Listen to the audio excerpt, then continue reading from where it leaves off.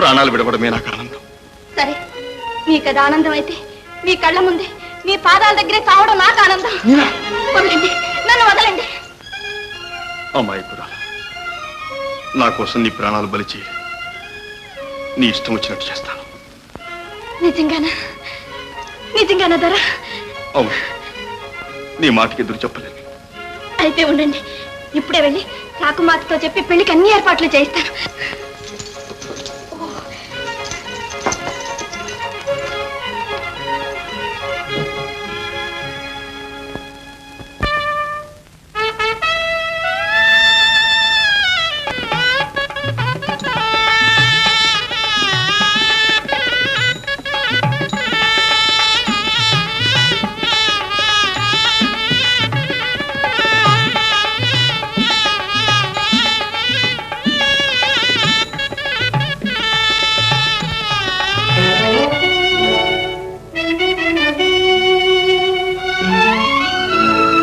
ఏమిటిది?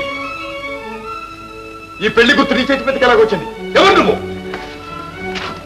అసభ్యం, అగౌరవం. యువరాణిని 10 మందిలో పరాభవిస్తావా? ఏమిటి మోసం? ఎవరు యువరాణి? నిజం చెప్పండి. ఆపండి, పెళ్లి ఆపండి.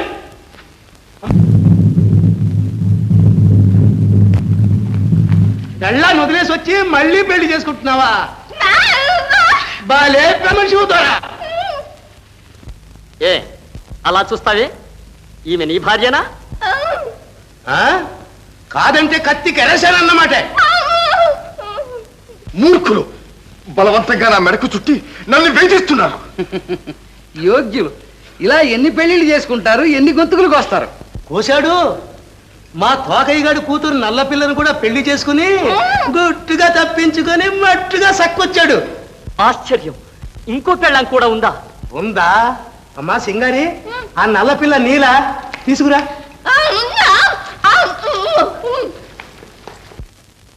మహారాజులు దేనికైనా సమర్థులు.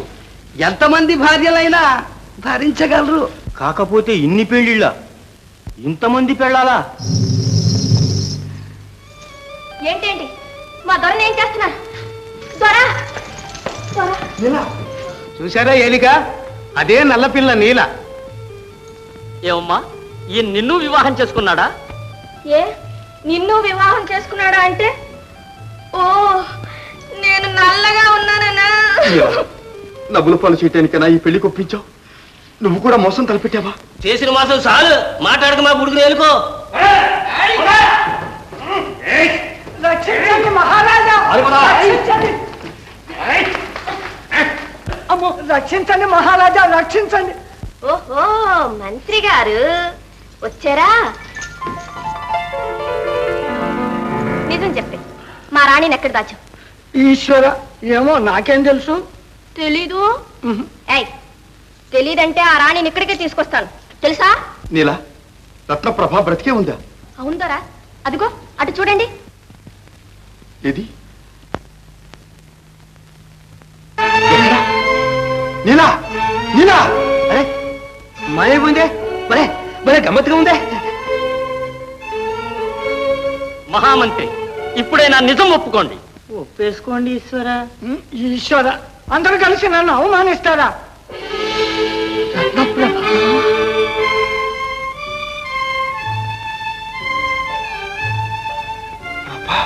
అమరసింహ, ఇప్పుడేమంటావు? ఏమనాలో తెలియటం లేదు.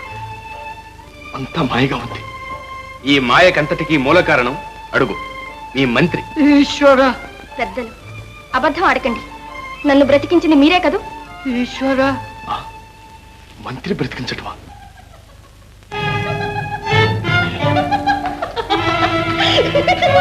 మంజుళ,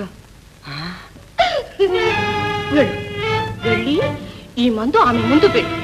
రాణిగారి ప్రాణం తీసి నీ ప్రాణం కాపాడుకో. ఈశ్వర, ఇదిగో శాసనం.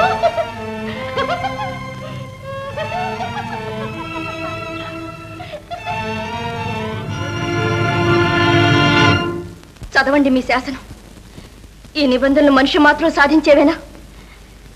దైవానుగ్రహంలో బ్రతికి బయటపడ్డాను. మీరు శాసించిన ప్రకారంగా మిమ్మల్నే 3 సార్లు పెళ్ళాడాను. నేనే సింగారిని, నేనే నీలను, నేనే ఉషను. ప్రభా, నా చావుతో మీ పీడ వదిలిపోతుందనుకున్నారు. ఆనాడు ఆ రాత్రి కలుసుకున్నది నా తండ్రిని. ఇదిగో నా కన్న తండ్రి, నన్ను పెంచిన తండ్రి, నన్ను రక్షించిన తండ్రి. పూర్వపు విరోధాలు మనసులో ఉంటే ప్రమాదకరమని ఆ రోజు సంశయించాను.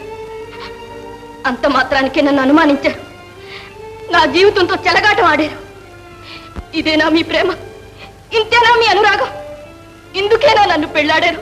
ప్రభా, ప్రభా, ప్రభా, క్షమించు ప్రభా. ఈ నిబంధనలు నేను విధించలేదు. ఇదంతా ఈ దుర్మార్గుడు పనిరా పన్నాకు. అంతఃపుర రహస్యం అంతఃపురంలోనే అణిగిపోవాలా? నిన్ను నేను నోరు మూయమన్నానుగా. ఛీ! ఆ అదను తీసుకొని ఇంత నాటకం ఆడతావా? పశువా, నిన్ను చిత్రవధ చేసి కాకులకు గెద్దలకు ఆహారంగా వేసిన ఆ పాపం పదు. ఈ రాజద్రోహికి యావజ్జీవ కారాగార శిక్ష విధిస్తున్నాం. తీసుకువెళ్ళండి.